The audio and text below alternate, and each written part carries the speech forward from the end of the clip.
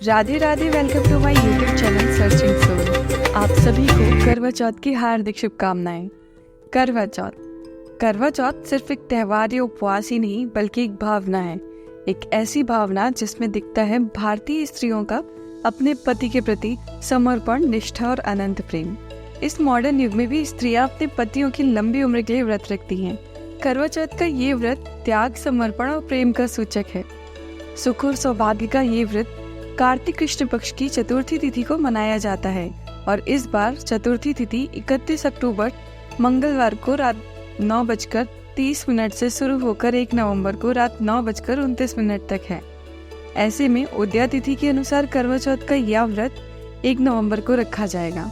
तो आइए जानते हैं सुख और सौभाग्य वाले इस व्रत का पौराणिक दृष्टिकोण और इनसे जुड़ी अनोखी कहानियाँ। मान्यता के मुताबिक सबसे पहले इस व्रत को शक्ति स्वरूपा देवी पार्वती ने भोलेनाथ के लिए किया था। इसी व्रत से उन्हें अखंड सौभाग्य की प्राप्ति हुई थी। इसलिए सुहागिनें अपने पतियों की लंबी उम्र की कामना के लिए ये व्रत रखती हैं और देवी पार्वती और भगवान शिव की पूजा करती हैं। इसके अलावा ये भी कहा जाता है कि एक बार देवताओं और राक्षसों के बीच भयंकर युद्ध छिड़ा था। उस समय लाखों उपायों के बावजूद भी देवताओं को सफलता नहीं मिल पा रही थी और राक्षस हावी हुए जा रहे थे। तभी ब्रह्मदेव ने सभी देवताओं की पत्नियों को करवा चौथ का व्रत करने को कहा। इसके अलावा महाभारत और अन्य कई धार्मिक ग्रंथों में भी इस बात का जिक्र मिलता है। महाभारत काल की कथा के मुताबिक एक बार अर्जुन नीलगिरी पर्वत पर तपस्या करने गए थे। उसी समय पांडवों पर कई तरह के संकट आ गए। तब द्रौपदी ने भगवान श्री कृष्ण से पांडवों को संकट से बाहर निकालने का उपाय पूछा। उस समय श्री कृष्ण ने बताया कि कार्तिक माह की चतुर्थी के दिन करवा का व्रत करिए। इसके बाद द्रौपदी ने इस व्रत को किया और पांडवों को संकट से मुक्ति मिल गई।